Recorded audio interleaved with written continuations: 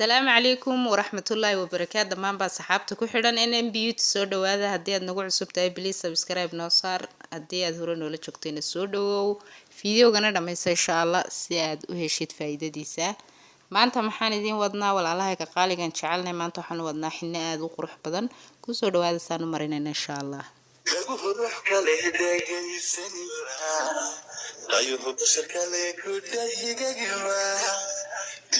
admiga kulde haniwa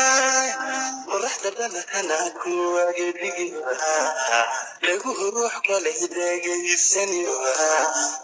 ayuu basakale kulde igagiwa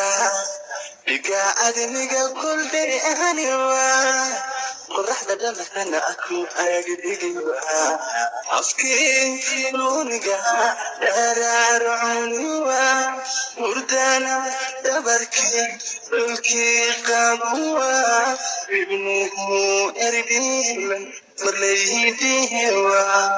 amaan ku dhigan iskiidisiwa labeel qurxay dhamayinkadiwa afkii luniga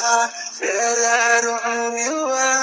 murdana dabarkii dhulkii qabuwa ibnuhu erbilan dhamaydihiwa amaan ku dhigan iskiidisiwa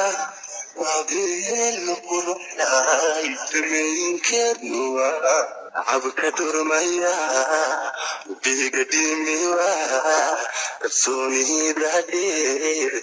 dhiibi kariwa dhexdeena naami kadef helwa bidowmoye idaflewa jacayl dhexgala waxdaamalwa jacayl dhexgala waxdaamalwa abka durmaya bigadimiwa kalsoonida dheer dhiibi kariwa dhexdeena naami kadef helwa aydowmoye idaflewa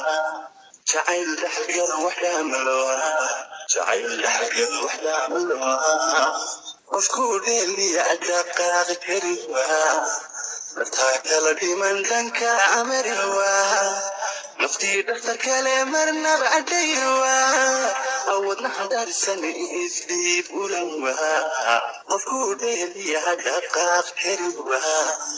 martaa kala dhiman dhanka amariwa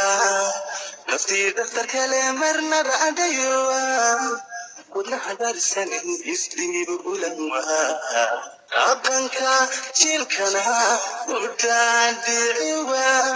yadiga idinkood dalaal bibiwa xiskii la dhacay gabageliwa si ay dhagaxin ulcaata siwa xiskiga daylka kudeeljiwa abanka jilkana udadiciwa yadiga idinkood dalaal bibiwa xiskii la dhacay gabageliwa si ay dhagaxin ulcaata siwa xiskiga daylka kudeeljiwa abka durmaya bigadimiwa kalsoonida dheer dhiibi kariwa dhexdeena naami kadef helwa bidowmoye idaflewa diga admiga kulde haniwa qorraxda dhalana ku waagadiga lagu ruux kale hidageysaniwa ayuu basakale kulde igagiwa diga admiga kulde haniwa qorraxda dhalana ku waagadiga afkii luniga dararuniwa murdana dabarkii dhulkii qabuwa ibnuhu erbilan marlaydihiwa amaan ku dhigan iskiid dhamaan ba saxaabta qaaliga xinnihi saasoo inoo soo baxay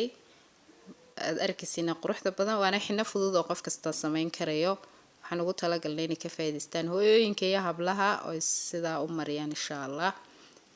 waanad ku mahadsantahay daawashada fiidiyowgan waxaan idiin soo wadnaa xinayaal shidan oo aad u qurux badan aad ka heli doontaan insha Allah